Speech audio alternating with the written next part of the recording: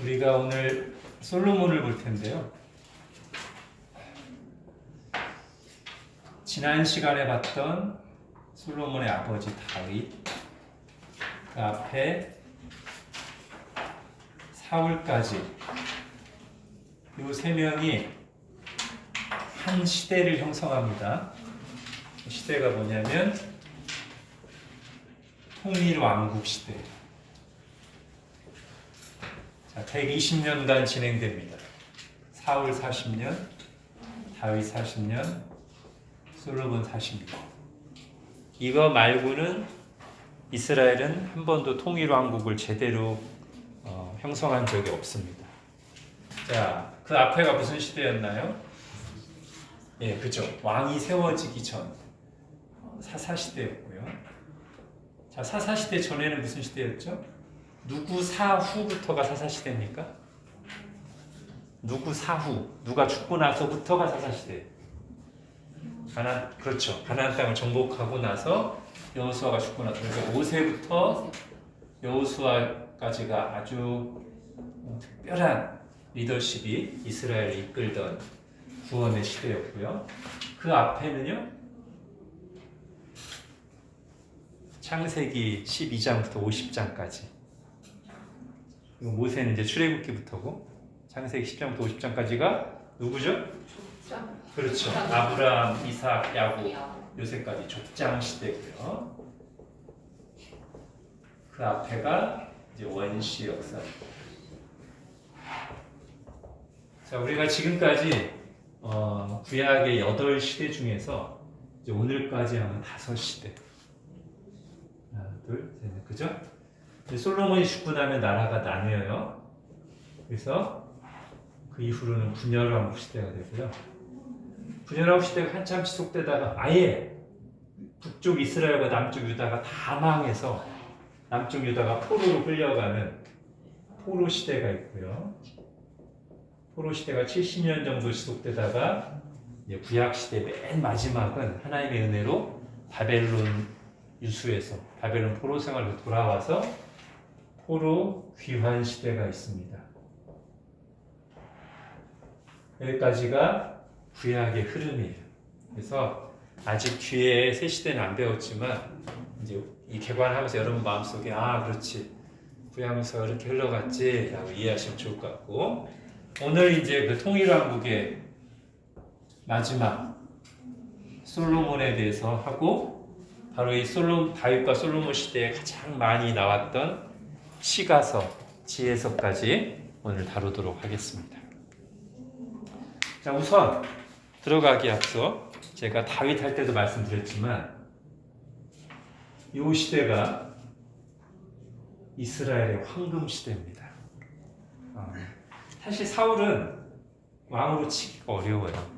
왜냐하면 사울은 실패해서 하나님이 내가 내쳤다, 버렸다 하시고 다시 세운 게 다윗이기 때문에 사울은 제대로 된 왕이라고 보기 어렵고, 이스라엘에서 왕이라고 할 때는 이 두 사람이 떠오르고요. 이 시대, 다윗 솔로몬 왕국, 이때가 이스라엘의 정점이고요. 좀 이따 보겠지만 다윗 솔로몬 왕국이 바로 하나님 나라를 예표하는, 모형하는 가장 대표적인 구약의 상징이라고 보시면 되겠습니다. 자, 그럼 이제 솔로몬 얘기를 들어가 볼게요. 솔로몬이 다윗의 아들 중에서 서열이 그렇게 높지가 않습니다. 이미 다윗이 광야 시대를 거쳐 유다 왕을 거쳐 온 이스라엘의 왕이 된 뒤에 안정되고 나서 밧세바랑 바람펴서 난 게 솔로몬이기 때문에 그 앞에 여러 아들들이 있었어요. 그죠? 첫 번째 아들, 세 번째 아들 반역하고 죽었습니다. 둘째나 그 나머지는 그다지 이렇게 영향력이 없었던 것 같아요. 그리고 솔로몬은 탁월했습니다. 그래서 약간 이렇게 내홍을 거쳐서 솔로몬이 드디어 등극을 해요. 다윗이 굉장히 나이가 많을 때 아도니아라는 아들이 한 번 더 압살롬에 의해서 반역을 하고 평정한 다음에 솔로몬이 왕이 되는데, 그러다 보니까 초반에 이 솔로몬의 왕권이 견고하지 않았겠죠. 우리가 이제 자칫 잘못 생각하면 솔로몬이 왕에 등극하자마자 기브온에서 1,000번제를 드리고서 하나님께 지혜를 구했을 거라고 생각하지만 성경을 잘 보면 그렇지는 않고요. 처음에는 나라가 지금 안정적이지가 않아요. 왕권을 견고히 하는 게 필요합니다. 그러니까 아도니아 몇몇 사람들 이렇게 막 숙청하고 죽이고, 그래서 왕권이 견고해졌을 때, 안정을 찾았을 때, 이때가 중요한 거죠. 이제 안정 찾았으니까 내 뜻대로 해볼까 그런 게 아니라 솔로몬이 굉장히 처음에는 좋은 초심을 가지고 있었어요. 날 안정되고 나서 제일 먼저 하나님 앞에 나아가는 거죠. 1,000번제. 1,000마리의 번제입니다. 1,000번의 제물이 아니고, 한국 교회가 많이 오해해요. 1,000번제인데, 태워서 드린 제물 번제인데, 이상하게 한국 교회에서 느낌이 1,000번의 제사 이런 느낌이 돼가지고 1,000번째 헌금 봉투가 있어. 칸이 1,000칸이에요. 1,000번의 헌금을 드려요. 아닙니다. 1,000마리의 번제를 한 방에 드렸어요. 그러니까 굉장히 크게 헌신을 한 거죠, 솔로몬이. 그러면서 그가 바란 건 뭐였냐면, 내가 이 위대한 부왕 다윗에 이어서 이 하나님의 백성들을 다스리는 이 중요한 왕업을 맡게 됐는데 두렵고 떨리는 거죠. 전임자가 뛰어나면 후임자는 긴장하게 돼 있습니다. 다윗이 보통 인간이 아니잖아요. 보통 위대한 인물이 아니잖아요. 그러니까 솔로몬이 탁월하긴 하지만 굉장히 긴장했어요. 그래서 하나님 앞에 나가서 기도를 한 거죠. 1,000번째를 드리면서. 그리고 그게 꿈에까지 나왔습니다. 그래서 우리 성경에는 꿈만 나오지만 우리가 어떻게 보는 게 가장 합리적이냐면, 솔로몬이 1,000번째를 드릴 때 제물만 드렸겠어요? 당연히 하나님께 뭔가를 구했죠. 그 구한 게 뭐예요? 지혜를 구한 거예요. 그리고 그게 꿈에 그대로 나온 겁니다. 그래서 꿈에서 어떤 장면이 나와요? 하나님이 너 뭐 원하냐? 솔로몬이 지혜를, 이 백성 다스릴 지혜, 듣는 마음을 주십시오. 그랬더니 하나님 꿈에서 응답을 어떻게 하시죠? 네가 국이나 장수나 원수의 생명, 그런 걸 구한 게 아니라 백성을 다스릴 지혜를 구하니 내 마음에 쏙 든다. 내가 지혜뿐만 아니라 네가 구하지 않은 나머지 국위까지 다 주마. 그게 이제 꿈으로 하나님이 응답하신 거예요, 실제로. 그죠? 자, 그리고 하나님이 솔로몬에게 지혜를 주셨다는 것은 그 뒤에 몇몇 사건들을 통해 이제 드러납니다. 우리가 너무나 잘 아는 솔로몬의 재판. 지금 우리가 너무 잘 알고 있어서 뻔해 보이지만 아무도 그런 재판을 한 적 없는 상황에서, 그리고 그때 그 사람들의 마음과 그때 법을 잘 생각할 때는 생각지도 못한 판결이에요. 정말 놀라운 지혜로운 판결이었고, 그 판결이 효과가 있어서 진짜 어머니를 찾아냈습니다. 이런 게 막 소문이 났을 뿐만 아니라 우리가 열왕기에 보면 솔로몬은 그야말로 박학다식, 모든 분야의 천재, 자연, 건축, 문학, 음악, 다 천재예요. 이게 소문이 나서 이제 막 사방에서 여러 나라들이 막 다 몰려옵니다. 솔로몬 만나려고 막 줄 서는 거예요. 그리고 솔로몬 나라의 아름다움과 영광을 보려고, 솔로몬이 얼마나 지혜롭게 나라를 이렇게 세팅해 놨는지 보려고 막 사방에서 몰려와요. 자, 그런데 이제 솔로몬의 이 치적의 정점은 뭐냐면 성전 건축입니다.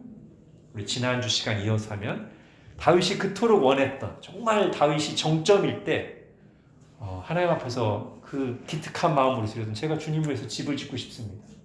성전을 짓고 싶습니다. 근데 하나님은 내가 너를 위해 집을 짓게.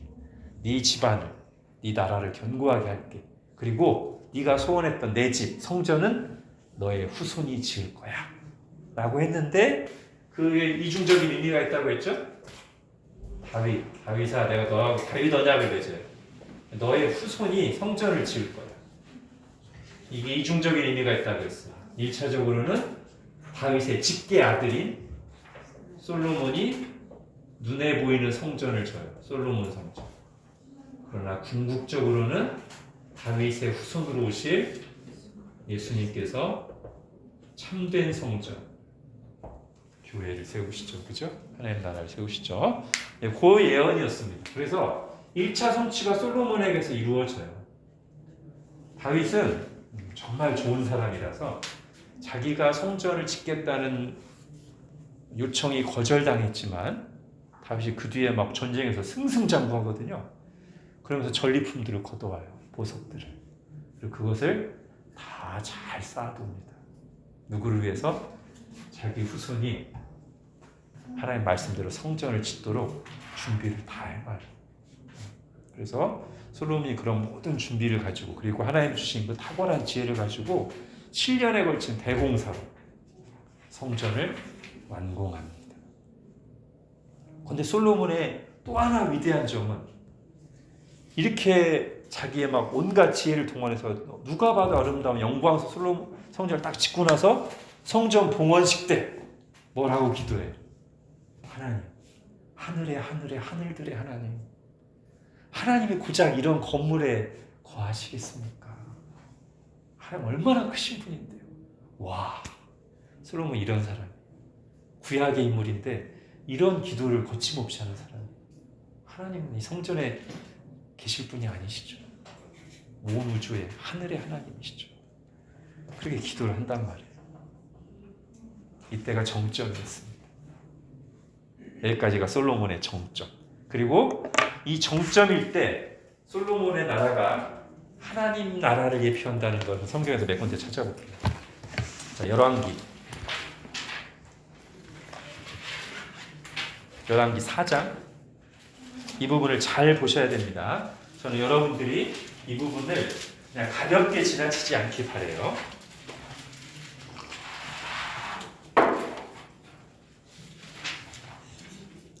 자, 열왕기상 4장 20절, 21절을 보십시오. 중요한 부분입니다. 같이 읽겠습니다. 시작.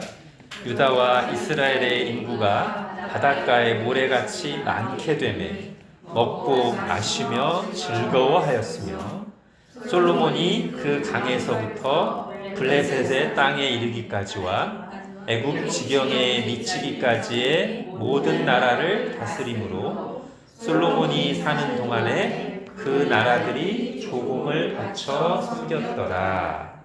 자, 먼저 여기서 두 가지를 보셔야 되는데 20절에 보니까 인구 얘기가 나옵니다. 근데 그 인구가 어떻게 나오죠? 바다의 모래같이 많은 인구가 나와요. 인구. 바다의 모래같이.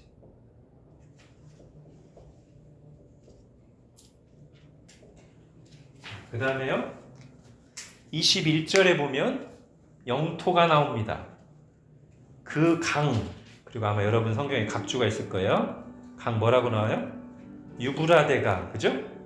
유브라데 강에서부터 블레셋 사람의 땅에 이르기까지와 애굽 지경에 이르기까지. 자, 영토, 땅이 뭐냐면 유브라데 강부터 애굽까지. 자, 그 다음에 세 번째,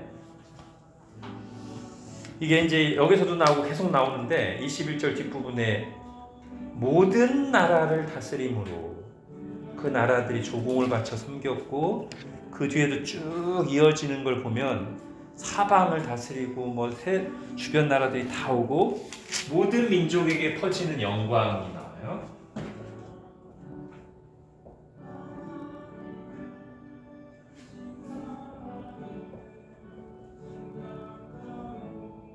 이게 지금 솔로몬 왕국이 정점에 이르렀을 때를 요약적으로 기록한 거거든요.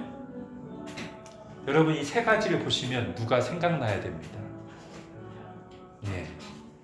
하나님이 이스라엘의 믿음의 조상 아브라함을 처음 부르실 때 세 가지를 약속하셨어요. 본토 친척 아버지의 집을 떠나 내가 내게 지시할 땅으로 가라. 내가 너로 큰 민족을 이루고 너를 통해서 모든 민족이 복을 받게 하겠다 했거든요. 그게 지금 누구 시대에 1차적으로 가장 눈에 보이게 성취됐냐면 솔로몬 때란 말이에요. 자, 이건 굳이 찾지 않겠습니다. 여러분이 그냥 관용구처럼 아시죠? 하늘의 별과 같이 바다의 모래같이를 하나님이 아브라함에게 몇 번 말씀하셨고요. 이 두 번째는 좀 찾아볼게요. 창세기 15장. 여기는 표시해 두시고 또 올 거니까 열왕기 4장은 창세기 15장을 한번 봐보십시오. 하나님이 아브라함에게 처음부터 땅의 약속을 하셨고 어느 시점에 이르러서 그 땅의 영토를 좀 구체적으로 말씀하셨어요. 여기 어디 나오냐면 창세기 15장 18절입니다. 같이 읽겠습니다. 시작. 그날에 여호와께서 아브라함과 더불어 언약을 세워 이르시되 내가 이 땅을 애굽 강에서부터 그 큰 강 유브라데까지 내 자손에게 주소니. 네, 영토가 어디예요? 애굽부터 큰 강 유브라데까지. 딱 이거네, 그죠? 지금 열왕기상 4장에 나오는 솔로몬 때 영토가 가장 넓었을 때, 정점일 때 유브라데가부터 애굽까지. 자, 그래서 다시 열왕기상 4장으로 가보십시오. 이번 8장. 4장 다시 좀 이따 올 거고요. 8장에 보면 솔로몬이 어떤 기도를 하냐면 열왕기상 8장 56절에 여호와를 찬송할지로다 그가 말씀하신 대로 그의 백성 이스라엘에게 태평을 주셨으니 그 종 모세를 통하여 무릇 말씀하신 그 모든 좋은 약속이 하나도 이루어지지 아니함이 없도다. 모세를 통해 또는 모세의 책, 모세오경, 창세기부터 신명기까지 거기 나오는 모든 약속이 이루어지지 않은 게 없다. 솔로몬이 그렇게 감사 기도를 드려요. 아브라함 때부터 내려왔던 하나님의 백성들에게 약속하신 그것이 놀랍게 성취되었다는 거죠. 자, 하나만 더 보겠습니다. 4장에서. 자, 또 뭘 보셔야 되냐면 4장 20절에 다시 보시면 먹고 마시며 즐거워했다는 거예요. 기쁨. 솔로몬 왕국에는 기쁨이 있었어요.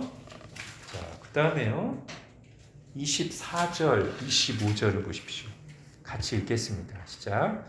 솔로몬이 그 강 건너편을 딥사에서부터 가사까지 모두 그 강 건너편의 왕을 모두 다스림으로 그가 사방에 둘린 민족과 평화를 누렸으니 솔로몬이 사는 동안에 유다와 이스라엘이 단에서부터 부엘세바까지 이르기까지 각기 포도나무 아래와 무화과 나무 아래서 평안히 살았더라. 지금 24, 25절에서 뭘 말하고 있냐면 평화를 말하고 있습니다.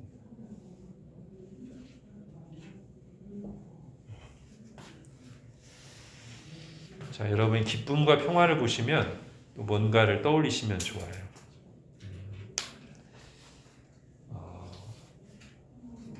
바울이 로마서 14장 17절에서 하나님의 나라는 먹고 마시는 것이 아니요 성령 안에서 의와 평화와 기쁨이다 라고 말했습니다. 여기 하나만 더 추가하면 되는데 의죠. 이걸 이제 하나님과의 바른 관계니까 솔로몬이 성전을 짓고 하나님과 바른 관계 속에서 이게 성취된 거고요. 이게 여기서 따라 나온 열매가 이거예요.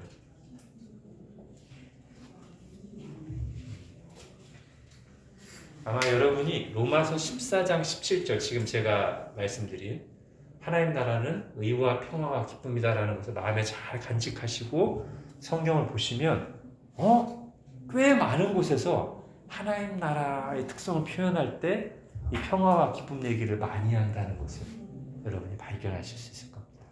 그리고 그것이 어떤 한 나라의 형태로 가장 가시적으로 드러났을 때가 언제냐면 바로 이때란 말이에요. 솔로몬이 성전을 짓고 나서 이스라엘 왕국이 전성기일 때 이 솔로몬 왕국의 특징이 뭐냐? 평화의 나라였어요. 기쁨의 나라였어요. 하나님과의 바른 관계 속에서. 특히 평화가 강조되는데요. 이름도 보세요. 솔로몬. 자, 이스라엘 사람들이 평안하기를 인사할 때 뭐라 그래요? 샬롬. 그죠? 샬롬.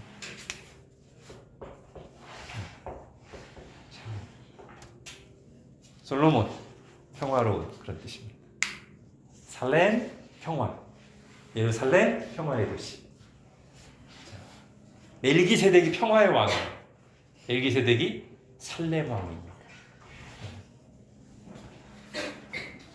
평화의 왕을 통해서 하나님이 약속하신 다윗의 자손을 통해 성전이 지어지고 그 다윗의 후손인 평화의 왕, 평강의 왕을 통해 그 나라의 의와 평화와 기쁨이 가득했습니다. 무슨 나라? 하나님 나라. 여러분 이사야 9장 6절에 예수님 장차 태어날 하나님의 아들을 예언할 때 아들을 낳으리니 기묘자라 모사라 전능하신 하나님이라 영존하신 아버지라 마지막에 평강의 왕이라 할 것이오. 그죠? 그래서 그 나라가 영원히 견고할 거라고 했잖아요. 다 연결되는 거예요 지금. 이 사람이 그 예표란 말이에요. 솔로몬. 다윗 언약의 1차 성취. 성전을 지었고 그 나라가 견고하고 그 나라는 하나님 나라의 특성을 가지고 있다. 구약 하나님 나라의 최고 모델입니다. 자, 근데 딱 여기까지. 마치 다윗이 예루살렘을 점령하고 하나님께 성전을 지어드리겠다는 그 아름다운 소원을 드리고 다윗 언약을 받은 것을 정점으로 그 이후에 밧세바 사건으로 추락하듯이 솔로몬 똑같아요.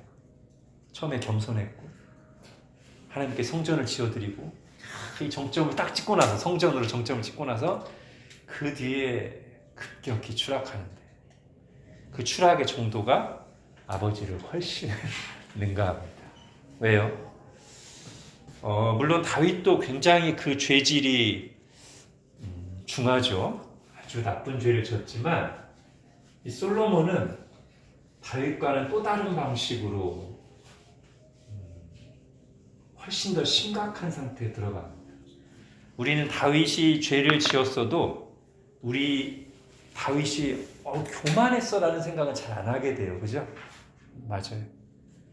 근데 솔로몬의 진짜 죄는 뭐냐면 이겁니다.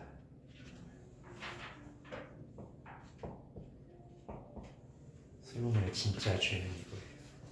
교만. 너무 많이 받았어요, 이 사람. 너무 많이 받았고 하나님께 자기 몸에도 지혜와 재능과 많은 거 받았고 그 나라도 너무 영광스러워요. 그래서 교만해졌어요.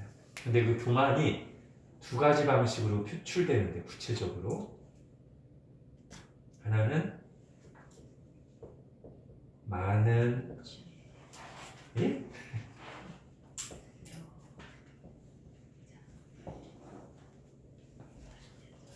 왕비와 후궁 다 쳐서 몇 명이요? 1000명. 이해가 안 됩니다. 한 명도 힘든데 1000명.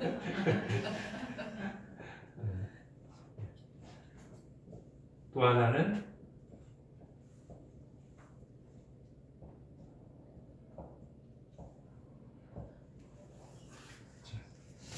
요 두 가지가 솔로몬의 마음의 교만이 밖으로 표출된 거예요. 자, 성전을 7년 동안 지었는데 왕궁은 이제 13년 동안. 사실 7년을 막 백성들을 막 동원해서 크지도 않은 나라인데, 그죠? 이스라엘 작잖아요.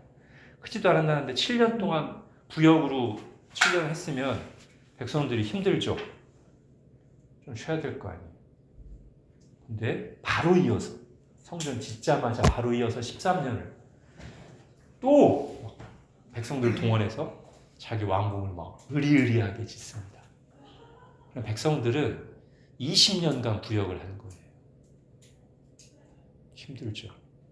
나중에 솔로몬 아들 때 이제 이스라엘 백성들이 배신하면서 이것 좀 덜어달라. 부역과 세금 좀 덜어달라고. 당신 아버지 때 너무 힘들었다. 근데 아버지는 워낙 위대한 왕이어서 백성들이 어떻게 해볼 수가 없어요. 솔로몬한테는. 근데 솔로몬 죽고 나니까 이제 아들 때 막 쌓였던 거, 이 몇십 년간 쌓였던 거, 너무 힘들었던 거 표출한 거죠. 근데 사실 더 큰 문제는 여기 있었습니다. 부전자전. 아버지도 뛰어난데 여자 때문에 망했죠, 그죠? 솔로몬이 아버지의 실패의 길을 그대로 따라가는데 몇 배나 더 합니다. 근데 문제는 여기에 뭐가 따라오냐면 이게 따라온다는 게 심각한 문제입니다.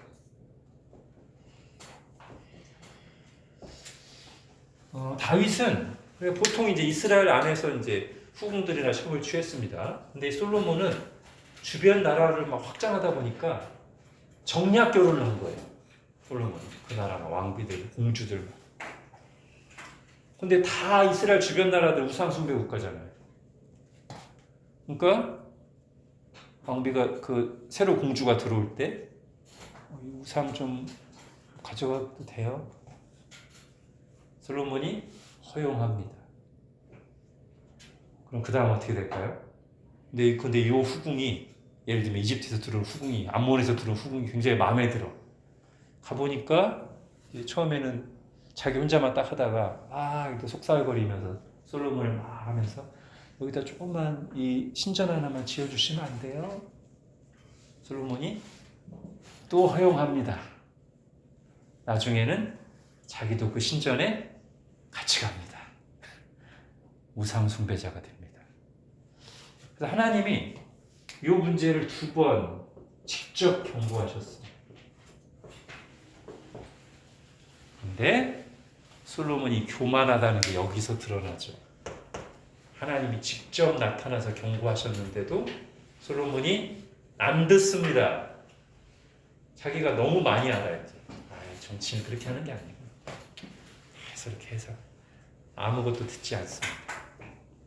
그래서 드디어 하나님이 말씀하시죠. 그래? 내 이놈, 내가 네 나라를 찢어놓겠다.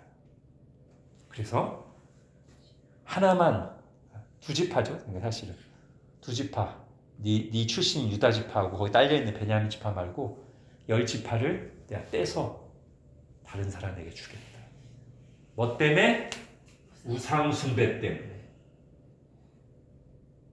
자, 근데 이제 우리 다음 시간에 하겠지만 실제로 나라가 나뉘는 거는 요게 크다고 했죠. 백성들이 불만이 쌓여서. 근데 이 솔로몬의 아들인 르호보암이 아주 철없어가지고 난 아버지보다 더 할 건데 했다가 백성들의 마음에 불을 질러가지고 나라가 나뉘잖아요. 여기서 여러분이 잘 보셔야 돼요. 뭘 보셔야 되냐면 나라가 분열됩니다. 이게 하나님의 징계예요. 근데 이유가 뭐라고요? 우상 숭배 때문에 하나님은 분열시키겠다고 말씀하셨어요. 실제로 그렇게 된 거예요. 근데 역사를 보면 실제로 나라가 분열되는 과정에 뭐가 있냐면 아들 르호보암의 어리석음 그리고 백성들의 불만이 있었단 말이에요. 그래서 우리가 그냥 사람들이 겉으로 딱 볼 때는 나라가 왜 분열된 걸로 보여요? 아이고 아버지만 못한 르호보암이 어리석게 떼쓰다가 백성들 불만도 모르고 그래서 분열됐구나라고만 보기 쉽잖아요. 우리도 우리 인생에서 어떤 안 좋은 일이 일어났을 때 이 안 좋은 일과 직접적으로 인과된 원인만 생각하기 쉽죠. 눈에 보이는. 내가 뭘 잘못해서 그래서 사람들이 불만을 느껴서 이렇게 했다라고 보기 쉽죠. 그래서 잘 봐야 된다고요. 근데 성경은 분명하게 뭐라고 말하냐면 분열된 이유는 이것 때문이에요. 이건 그걸 위해서 사용하신 도구예요. 2차 원인이고 도구예요. 이게 1차 원인이고 근본적인 원인이에요. 그런데 문제는 이 우상 숭배에 대해서는 백성들이 불만했어요, 안 했어요? 특별히 불만했다는 말 없어요. 오히려 많은 왕비들을 만족시키기 위해서 그렇게 한 것이고요. 아마 솔로몬이 마구상 후회한 게 백성들도 아이고 왕도 하는데 하면서 자기들도 어렵지 않게 했을 수 있어요. 자, 이것은 사람들에게는 문제되지 않았어요. 사람들에게 드러나거나 문제되지 않았어요. 그러니까 이것 때문에 나라가 분열된 것처럼 안 비칠 수 있어요. 근데 하나님은 아니, 이게 진짜 문제. 분열된 이유는 이것 때문이다. 우리에게 어떻게 적용해야 될까요? 우리도 그럴 수 있다는 겁니다. 은밀한 죄 또는 사람들은 뭐라고 하지 않은 문제, 사람들에게는 잘 안 보이는 죄. 근데 그게 우리에게 오는 어떤 어려움, 고통의 이유가 될 수 있어요. 사람들은 그걸 못 보고 그냥 겉으로 드러나, 겉으로의 인과만 보고 저 사람 저러더니 저렇게 됐네 라고 하지만 아니요. 이유가 다른 데 있을 수 있습니다. 자, 근데 그 이유의 핵심은 뭐였다? 교만이었어요. 여러분 이걸 보셔야죠. 그래서 저는 이렇게 해석합니다. 예를 들면 어떤 유명한 사람이 넘어졌어요. 근데 그 넘어진 문제가 있잖아요. 예를 들면 어떤 목사의 재정비리, 스캔들, 아니면 어떤 큰 사고를 쳐서, 그죠? 사람들은 그것만 보잖아요. 저는 그렇게 보지 않습니다. 그건 도구입니다. 드러나는 문제입니다. 그 앞에 뭐가 있었냐면 이게 있었으리라고 저는 확신합니다. 그리고 분명히 하나님의 경고가 있었을 겁니다. 근데 그건 사람들은 몰라요. 당사자는 알아요. 근데 계속 하나님의 말씀 앞에서 정직하게 자신을 살피지 않고 교만함을 계속 키워가다 보니까 어느 순간 쑥 삐져나온 문제가 한 번 삐져나오고 두 번 삐져나오고 세 번 삐져나오다가 딱 사람한테 걸려서 문제가 된 거죠. 그게 근본 원인이 아니라 그 이전에 여기 있던 더 이상 하나님의 말씀을 귀 기울여 듣지 않는, 자기 생각이 다 맞다고 생각하면서 함부로 하나님을 무시하는 그 교만이 하나님을 오래 참고 기다리시다가 어느 순간 딱 터진 거예요. 그죠? 솔로몬이 딱 그걸 우리에게 보여줍니다. 자, 그래서 우리가 솔로몬을 통해서 몇 가지 교훈을 얻어야 되는데, 무엇을 지킬 것인가? 솔로몬이 저 많은 여자를 둔 이유는 아까 말씀드린 것처럼 정략 결혼이었죠. 뭘 지키기 위해서? 하나님 주신 이 많은 영토, 많은 재물, 많은 영광, 평판, 이걸 지키기 위해서 정략 결혼을 했는데 그 많은 걸 지키다가 결국 뭘 못 지켰을까요?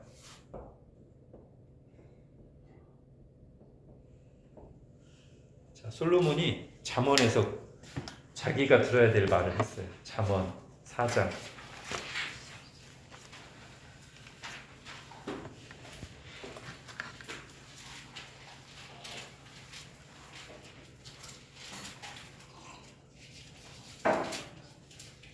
잠언 4장 23절 같이 읽겠습니다. 시작. 모든 지킬 만한 것 중에 더욱 내 마음을 지키라. 생명의 근원이 이에서 남이니라. 이게 솔로몬의 잠언이에요.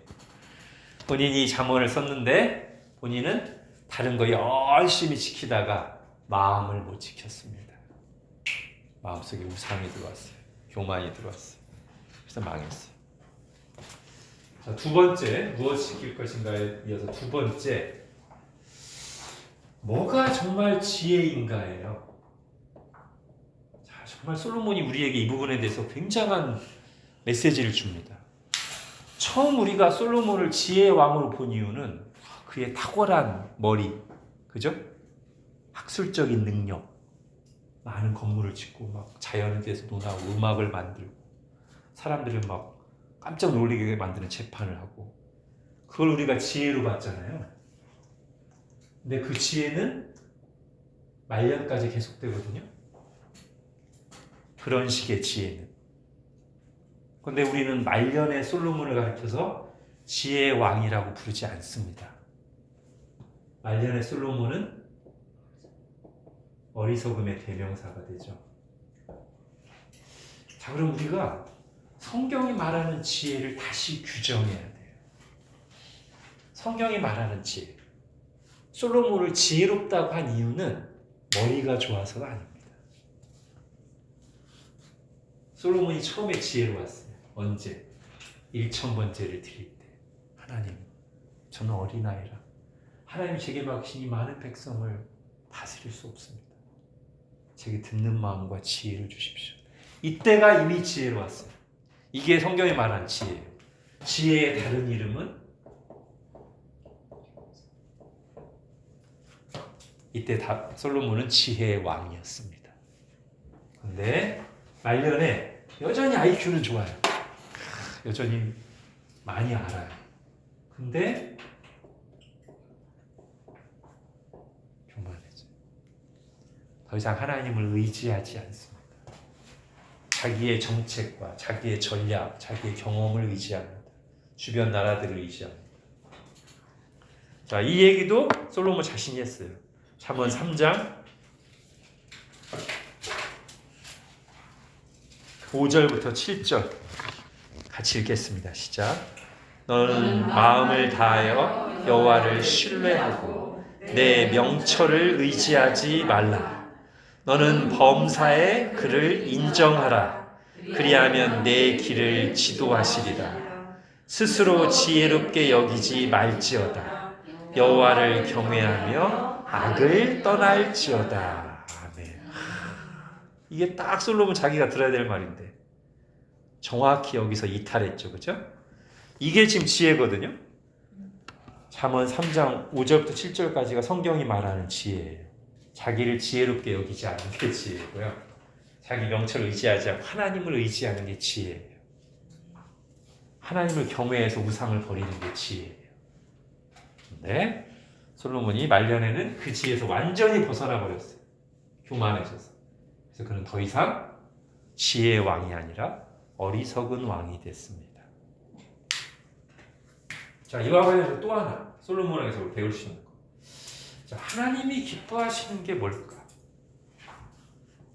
솔로몬은 누구보다도 능력을 많이 받은 사람이죠. 그죠?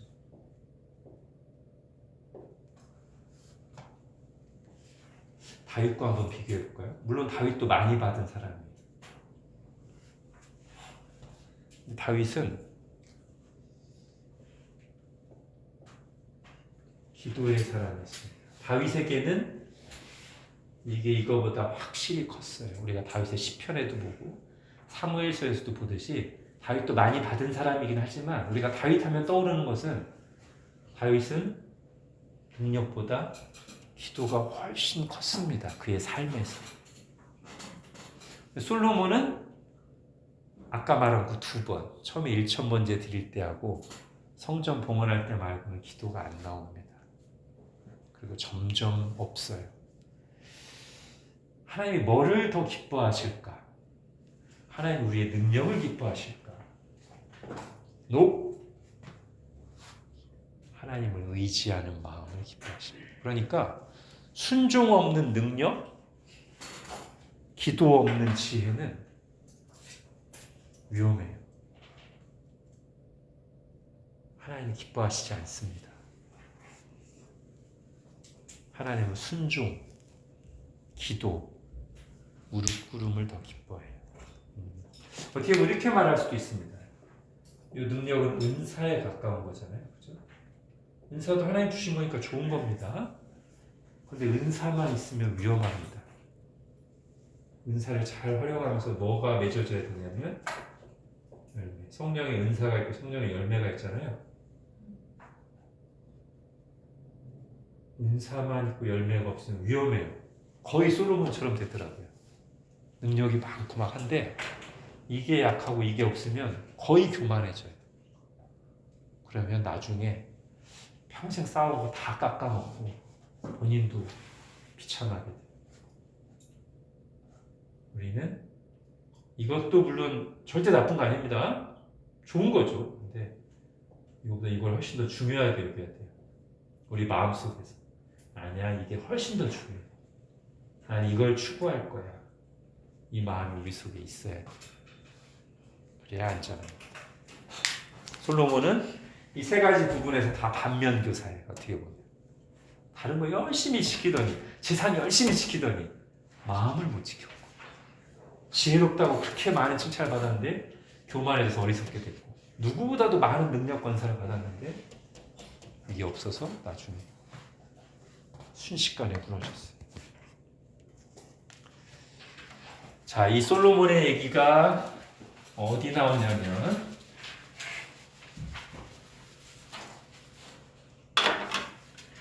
열왕기에도 나오고요, 역대기에도 나옵니다.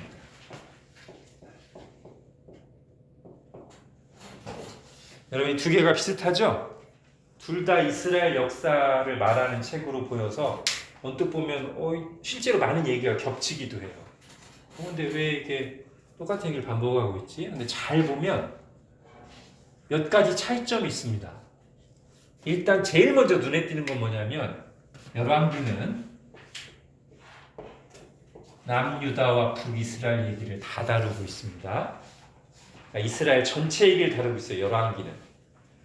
솔로몬 사후에 남유다와 북이스라엘로 나뉘어요. 이 둘을 다 다루고 있다고요. 열왕기는. 역대기는 남유다 얘기만 다룹니다.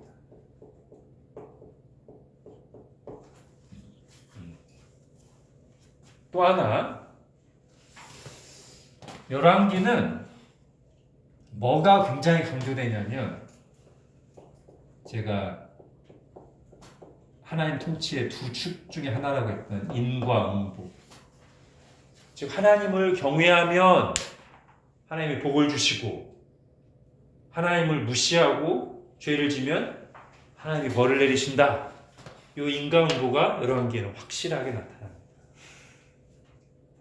근데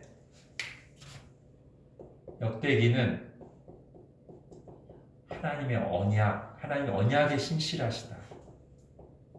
이 부분이 더 강조점이 있어요. 그래서 잘 보시면 특히 다윗과 솔로몬 얘기할 때, 사무엘서나 열왕기는 다윗과 솔로몬의 죄를 여지없이 드러내고 막 강력하게 규탄합니다. 역대기는 다윗과 솔로몬의 죄를 굉장히 축소하거나 잘 안 다뤄요. 하나 더. 그래서 역대기는 잘 보면 구약 역사 전체를 다룹니다. 창세기부터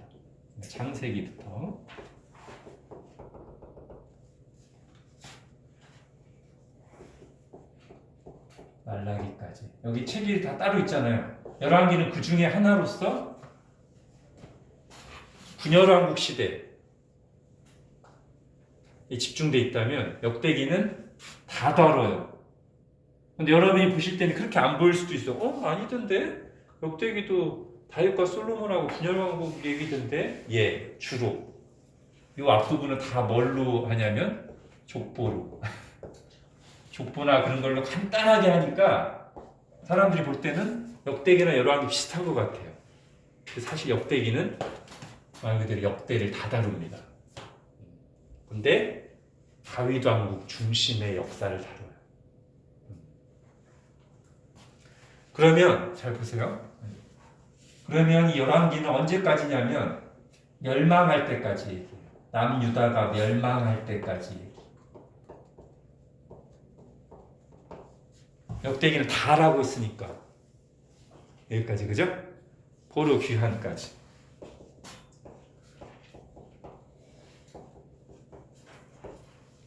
자, 그리고 바로 여기에서 이 차이가 이 두 책의 성격을 규정하게 됩니다. 열왕기는 멸망할 때까지라고 했잖아요. 그러니까 쉽게 얘기하면 멸망하고 나서 쓰여진 책이에요. 열왕기는. 그러니까 이스라엘 백성들에게 멸망의 이유를 말해주는 거예요. 니네 왜 망한 줄 알아? 하나님 백성인데? 인과응보. 니네가 하나님을 경외하지 않고 말씀에 불순종하고 우상 숭배하고 그러니까 망한 거야 라고. 멸망 후에 그거를 보여주는 책이 열왕기라면, 역대기는 언제까지라고요? 포로 귀환 시대까지 다루고 있으니까 이것은 멸망하고 나서 포로 귀환했을 때까지 이때 쓰여진 책일 거 아니에요, 그죠? 그럼 이때는 뭐가 필요했을까요? 포로 귀환 시대에는 소망이 필요합니다. 망하고 나서 돌아왔는데 하나님은 언약을 지키시는 하나님이야. 은혜의 하나님이야. 그러니까 이렇게 우리가 죄를 지었는데 다시 돌아오게 하셨지. 그러니까 이 하나님은 우리를 다시 회복시키실 거야. 그러니까 힘내고 언약에 충실하게 우리 소망을 가지고 다시 일어나자. 이게 더 강조점이 있어요. 그러다 보니까 성격이 다르다. 이렇게 보시면 되겠습니다. 자, 이제 그 다음 챕터 왕정 시대의 노래와 문학을 간략하게 정리하고 같이 했습니다. 바로 이 다윗과 솔로몬의 시대에 우리 성경에 있는 5권의 시가서, 욥기, 시장전, 이 대부분이 쓰여졌다고 보시면 됩니다. 여러분 책 맨 앞에 보시겠어요? 교재 맨 앞에 보면 성경에 분류가 있죠. 서론에 성경에 분류가 있어요. 자, 구약 성경의 분류를 보시면 역사서 전체 몇 권? 역사서 전체 17권, 그죠? 모세오경 5권에다가 여호수아부터 에스더까지 17권, 선지서도 17권, 대선지서 이사야부터 다니엘까지 5권에 호세아부터 말라기까지 소선지 12권에서 역사서와 선지서가 각각 17권씩, 그래서 34권. 그리고 그 중간에 이 역사를 지나면서 하나님의 백성들이 불렀던 시와 노래를 담은, 기도를 담은 시가서 5권이 있습니다. 욥기, 시편, 잠언, 전도서, 아가. 자, 이게 이제 시가서인데,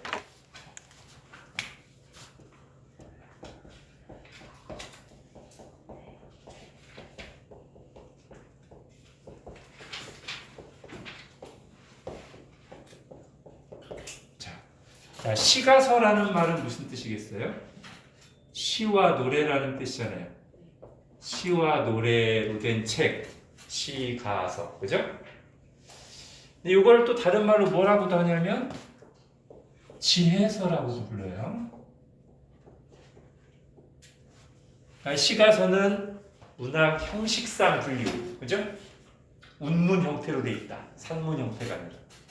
지혜서는 무슨 상 분류? 내용상 분류. 주제가 주로 지혜에 관한 주제를 다루고 있다. 근데 이거는 조금 엄밀하게 할 필요가 있어요. 요 5권이 다 지혜서냐? 글쎄요. 이 중에서 진짜 지혜서라고 볼 책은 요 3권이에요.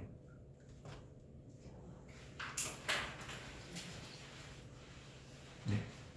요 3권이 엄밀한 의미에서 지혜서예요.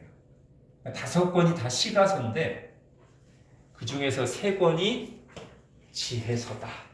무슨 말이냐면 이 3권은 주제가 지혜예요. 제일 큰 주제가. 자, 우선 우리가 지혜서라고 하면 제일 먼저 떠오르는 잠언부터 볼게요. 자, 여러분 잠언을 어떻게 생각하십니까? 많은 사람들이 잠언이 처음 초신자들이 편합니다. 왜냐하면 속담처럼 이게 딱딱딱 끊어져서 그냥 단편적인 교훈을 주잖아요. 쉽게 말하면 부지런하면 부자 되고, 게으르면 가난해진다. 거짓말하면 벌 받고, 정직하면 형통하다. 이런 일반적인 윤리를 담은 간단한 속담 형식이니까 문맥을 몰라도 어디든 펼치면 읽을 수 있고, 그죠? 그리고 우리에게 익숙한 일반 윤리랑도 많이 유사하니 처음에는 잠언이 쉬워요. 근데 이제 성경을 좀 깊이 연구하다 보면 잠언이 쉽게 볼 수 없는 책이라는 느낌이 듭니다. 이게 하나님 뜻과 어떻게 관련이 있지? 일단 제가 잠언을 정리해 드릴게요. 일단 잠언은 그러니까 다 이제 시들이, 성경이 문학 형식이 있잖아요. 내러티브, 이야기 방식이 있고, 신약 성경이라면 서신서, 편지 형식이 있고, 느헤미야 같은 어떤 회고록 형식이 있고, 선지서들, 그야말로 예언서. 잠언은 좀 독특해요. 잠언 자체가 이제 어떻게 보면 문학 형식이야. 잠언, 속담 형식으로 돼 있는 거. 요걸 우리가 어떻게 해석해야 될까? 잠언은요, 삶에 대한 관찰이 있어요. 거기에서 나오는 일반적인 적용. 이게 우리가 쉽게 생각하는 잠언의 특징이에요. 가난한 사람을 보니까 게을렀네. 열심히 성실하게 일하는 사람 보니까 부자 됐네. 그런 관찰과 적용을 다루고 있어요. 그래서 여기서 말하는 메시지, 즉 성실할 것, 게으르면 안 된다는 것, 이 메시지는 항상 참이에요. 네? 여기 잘 보셔야 됩니다. 이 잠언에서 이 관찰하면서 얘기하는 거, 성실하면 부자 돼, 게으르면 가난해져, 이렇게 관찰을 했는데 이 잠언에서 앞에 이 메시지는 항상 참이라고요. 성실해야 돼. 그러니까 게으르면 안 돼. 이건 항상 참이에요. 근데 성실하면 항상 부자 되는가? 게으르면 항상 가난해지는가? 이거는 항상 참이지는 않아요. 그러면 우리가 이제 아까 제가 잠언이 어렵다는 이유가 뭐냐면, 그럼 하나님의 말씀인데 진리가 아니라는 게 되는 건가요? 어때요? 그러니까 이게 잠언의 문학 형태라고요. 그러니까 이 잠언을 받을 때, 이 잠언을 하나님의 말씀으로 받을 때 마치 속담처럼 성실하면 항상 부자가 돼, 게으르면 항상 가난해져, 이렇게 받는 게 아니라 이 일반적인 관찰 속담 형태로 표현하는 이 말씀을 통해서 성실해야 되는구나, 게으르면 안 되는구야를 받는 게 잠언을 받는 방식이라고. 아시겠죠? 그리고 실제로 잠언은 그렇게 볼 수밖에 없게끔 되는 게 뭐냐면, 아까 제가 잠언은 기본적으로 문맥이 없다고 말씀드렸죠. 하나하나 끊어져 있는 속담이라고 했죠. 근데 잘 보면 문맥이 있어요. 왜 문맥이 있냐면, 자, 다 끊어진 것 같지만 여기서 부와 가난에 대해서 얘기했어요. 여기처럼. 근데 몇 절 가다 보니까 다음 장에 또 부와 가난에 대한 메시지가 있어요. 또 가다 보니까 또 부와 가난에 대한 메시지가 있어요. 그러면 우리가 잠을 어떻게 봐야 되냐면, 요거 하나만 절대화해가지고 요 한 절이 성실하면 부자 돼, 게으르면 가난해져라고 했으니까 이거를 절대 진리로 받아서 이걸 항상 참여하라 보면 안 되고, 이 구절에서 부와 가난에 대해서 말하는 메시지, 그 다음에 또 다음 장에서 부와 가난에 대해서 말하는 메시지, 또 부와 가난에 대해서 메시지를 다 종합해야만 잠언이 말하는 부와 가난과 성실과 게으름에 관한 성경적인 온전한 메시지가 나오는 거예요. 예를 들면 이런 데서는 부당한 방식으로 부를 취한 것에 대해서 잘못됐다고 말하고, 차라리 아무것도 없어도 싸우지 않고 가난하게 사는 게 낫다고 얘기한단 말이에요. 또 어딘가에서는 부한 자들에게 가난한 자들을 잘 도와주라고 말한단 말이에요. 근데 이걸 다 무시하고 이것만 가지고 아이고 가난한 거 보니까 게을렀네, 이렇게 말하고서 이 사람을 돕지 않는다든가, 아니면 부만을 계속 추구한다든가 이러면 지금 잠언 전체를 오해한 거란 말이에요. 아시겠죠? 자, 그리고 잠언이 이런 형식으로 돼 있다 보니까 자칫 오해하기 쉬운 게 있어요. 하나는 이렇게 하면 이렇게 된다라는 이 인과응보 형식 있잖아요. 제가 분명히 이게 아니라고 말씀드렸는데, 잠언을 계속 보다 보면 이 인과응보를 기계적으로 해석할 수 있어요. 이렇게 하면 이렇게 된다. 이게 잠언을 잘못 해석하는 방식이고요. 1번. 또 하나 잠언을 잘못 해석하는 방식은, 어쨌든 잠언은 구약이기 때문에 잠언에서 얘기하는 대부분의 복들이 뭐냐면 부, 건강, 많은 자녀 이렇게 나온단 말이에요. 그러면 이거를 자꾸 복으로만 여기면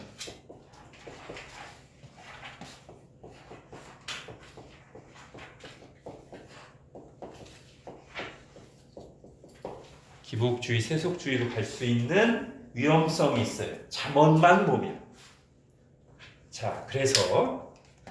그래서요.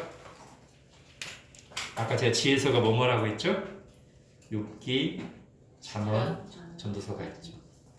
잠언이 일단 지혜의 기본 틀을 형성합니다. 지혜가 뭔가도 알려주고요. 잠언에 지혜의 정의가 나오죠. 여호와를 경외하는 것이 지혜의 근본을 비롯해서 지혜에 대한 기본적인 게 잠언이에요. 근데 이 잠언의 형태를 잘못 보면 기계적 인과응보로 갈 수 있는데 기계적 인과응보를 교정하는 책이 뭐냐면 욥기고요. 또 잠언을 잘못 보면 그래 부부, 건강, 자녀 이게 복 받는 건지라고 해서 기복주의, 세속주의로 잘못 갈 수 있는데 이것을 교정하는 역할을 하는 게 전도서다. 이렇게 보시면 돼요. 자, 어떻게 전도서에서 어떻게 이거를 말하죠? 잠언에서 다 복이라고 했던 것에 대해서 전도서가 어떻게 말합니까? 이것도 어때고 이것도 어때고 이것도 어때고 다 어때? 네. 이거 자체만으로 우리에게 복이 될 수 없어.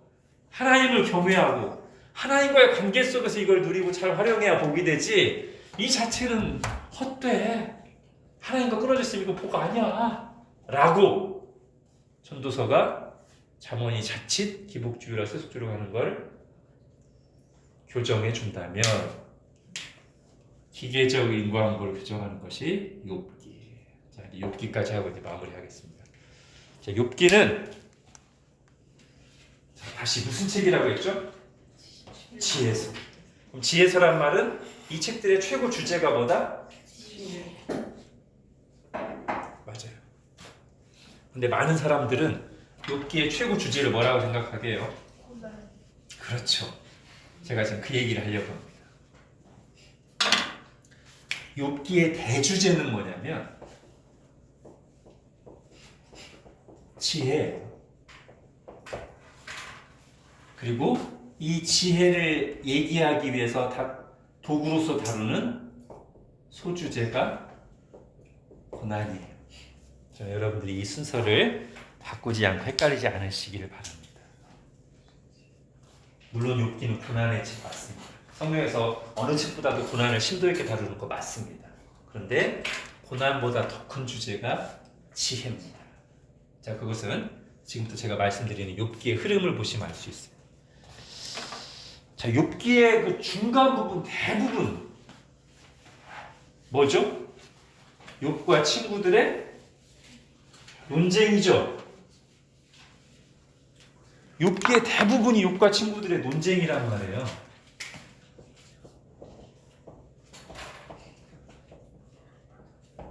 뭐를 소재 삼아서? 욥이 당한 고난을 소재로 삼아서 욥과 친구들이 썰을 풉니다. 지혜 대결을 하는 거예요. 네가 고난과 하나님에 대해서 잘 알아? 아니야. 내가 고난과 하나님에 대해서 잘 알아. 서로 막 펀치가 왔다 갔다 하는 거예요. 친구들은 막 이렇게 막 멋지 막 이런저런 얘기 다 해가지고 그러니까 욥 너 죄인이라고 이렇게. 그럼 욥은 또 그걸 받아가지고 또 막 굉장히 유려한 말로 막 이런저런 얘기를 하면서 아니 그래서 난 억울하다고. 고난을 소재로 하나님의 뜻에 대해서 세상에서 자기들이 제일 잘하는 것처럼 지혜를 막 풀어놔요. 근데 마지막에 하나님이 두둥 등장하십니다. 서로 잘났다고 지혜 대결을 막 하고 있는데 하나님이 나타나셔요. 그리고는 이 고난과는 상관없는 얘기를 하십니다. 마치 동문서답처럼. 일단 친구들에게는 너희들은 입 다물어. 너희들 완전 잘못됐어. 왜? 친구들은 이거 좋네요. 기계적 인과응보를 주장했거든요. 잠언을 잘못 배운 상태예요. 지금 친구들이. 기계적 인과응보가 뭘까요? 이거면 반드시 이거다. 그죠? 있는 거예요. 죄를 지으면 고난이 와요. 이건 맞는 거예요. 근데 역으로 고난이 있는 거 보니까 너 죄졌네. 이거는 항상 맞지는 않아요. 네? 이게 맞다고 해서 이것까지 항상 맞지는 않는다. 근데 지금 친구들은 저게 빠진 거예요. 너 고난 있는 거 보니까 하나님이 고난 없는데 왜 죄가 없는데 왜 고난 주시냐? 너 고난 있는 거 보니까 너 죄인인 거 확실해. 이 얘기를 친구들이 계속 합니다. 여러 가지 막 얘기를 하면서. 그래서 하나님이 이들을 입 다물어. 이들은 완전 잘못됐어. 욥은 친구들보단 나아요. 친구들보단 나아요. 근데 욥도 점점 뒤로 가면서 나는 억울하다고 하나님 뭐 이해할 수가 없다. 왜 하나님 왜 이러시냐 하면서 하나님에 대한 원망과 불평으로 나갑니다. 마치 하나님께서 다 아는 것처럼. 그래서 하나님 딱 나타나셔가지고 욥에게 직접 고난의 문제를 설명하시는 게 아니라 내가 창조할 때 네가 봤어? 내가 하늘을 이렇게 펼쳐놓을 때 네가 거기 있었어? 네가 저 바다에 있는 큰 고기들 어떻게 움직이는지 그 원리 다 알아? 별들이 어떻게 움직이는지 네가 다 알아? 이런 얘기를 합니다. 동문서답처럼. 근데 욥이 그걸 알아들어요. 하나님 무슨 얘기 하시는지. 그래서 욥이 이렇게 대답합니다. 자, 욥기 42장.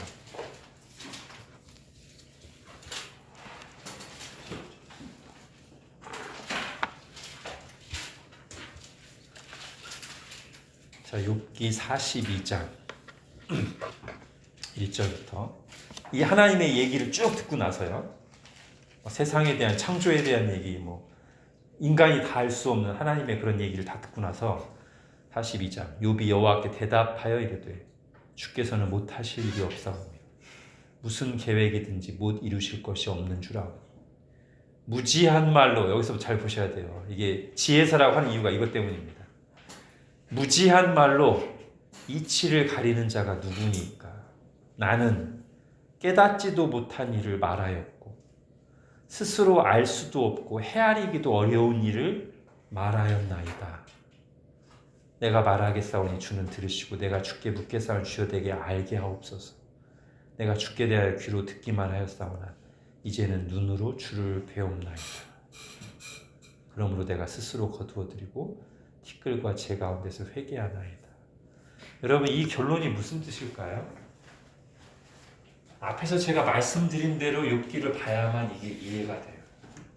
욥은 지혜를 펼친 거예요. 친구들하고 같이 막 서로. 하나님 볼 때 둘 다 어리석어. 특히 얘들은 기계적 응고하고 완전 어리석으니까 니들 입 다물어. 욥한테 기도해달라고 그래. 용서해달라고. 근데 욥 너도 마치 하나님도 다 아는 것처럼 너 피조물에 불과한 네가 무슨 하나님의 오묘한 걸 다 아는 것처럼 잘도 썰을 풀더구나. 과연 네가 다 아니? 내가 창조할 때 이런 모든 걸 네가 다 봤어? 내가 창조한 원리를 다 알아? 과연 네가 그 모든 걸 다 알아서 그렇게 얘기했단 말이야? 쭉 얘기하니까 욥이 그걸 들으면서 깨달은 거예요. 그래서 이렇게 말한 거예요. 무지한 말로 이치를 가리는 자가 접니다. 제가 깨닫지도 못하는 거 얘기하고 스스로 알지도 못하면 다 아는 척 얘기했네요. 이게 욥기의 주제예요. 주제. 그러면 요거를 이 세 가지를 다 아울러서 성경에서 말하려는 지혜를 제가 정리해 보겠습니다. 1번 진정한 지혜자는 누구냐? 하나님이세요. 정말 모든 것을 다 아시는 분, 정말 그 판단에 흠이 없으신 분, 유일하고 완전한 지혜자는 하나님이십니다. 이게 일단 첫 번째 메시지고요. 두 번째, 그럼 인간 편에서의 지혜는 뭐냐? 이걸 이제 욥기가 보여주는 거예요. 아까 잠언 3장에서 나왔던 스스로 지혜롭다 여기지 말고 하나님을 경외하고 하나님을 인정하고 의지해라. 그게 인간 편에서의 최고의 지혜예요. 이게 잠언과 전도서와 욥기가 공히 말하는 겁니다. 잠언이 뭐라고 하죠? 여호와를 경외하는 것이 지혜의 근본이다. 욥이 고난을 통해서 그리고 하나님의 말씀을 통해서 그걸 깨닫고 마지막에 인정하는 거예요. 그리고 전도서에서는 똑같은 얘기를 어떻게 하는지 볼까요? 전도서 12장.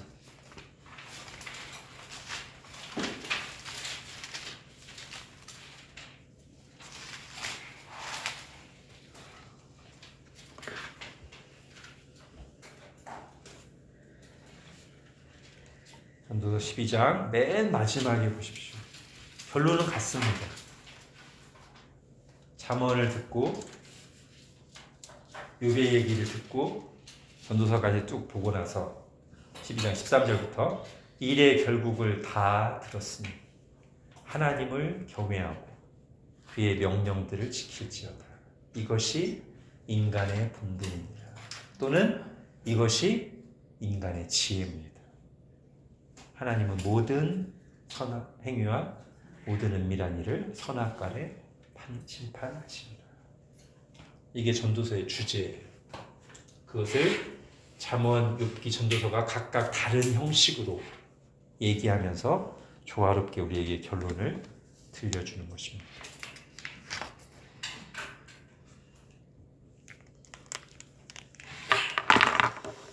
자, 여기까지입니다.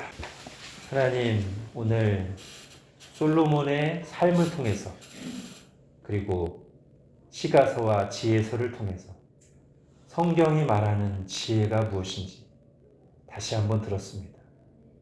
솔로몬이 정말 지혜로웠던 것은 IQ가 좋아서 많이 알아서 언변이 뛰어나서가 아니라 그가 정말 하나님 앞에 자신을 낮추고 하나님을 의지할 때 그때가 정말 아름답고 지혜로운 왕이었는데 어느 순간 하나님이 아니라 자기 지혜를 의지하고 자기 판단을 앞세우며 하나님의 말씀에 선을 넘어갈 때 그렇게 교만해졌을 때 여전히 머리는 똑똑하지만 여전히 많은 것들 알고 많은 경험이 있었지만 그는 세상 어리석은 실패한 모습이 될 수밖에 없었던 것을 다시 보며 교훈을 얻습니다. 하나님, 저희가 좀 배웠다고 해서 이런저런 경험을 통해서 마치 세상의 이치를 다 알고 사람에 대해 다 알고 특히 하나님의 뜻에 대해서조차 다 아는 것처럼 감히 교만하지 않게 해주시고 언제나 유일한 지혜자, 완전한 지혜자는 하나님 한 분뿐이심을 피조물의 자리에서 겸손히 인정하면서 그 하나님을 경외하고 하나님의 말씀에 죽을 때까지 귀를 기울이고 경청하면서 그 말씀을 의지하고 그 말씀에 순종하는 그런 지혜의 길을 가도록 저희의 마음을 붙들어 주옵소서. 예수님의 이름으로 기도합니다. 아멘.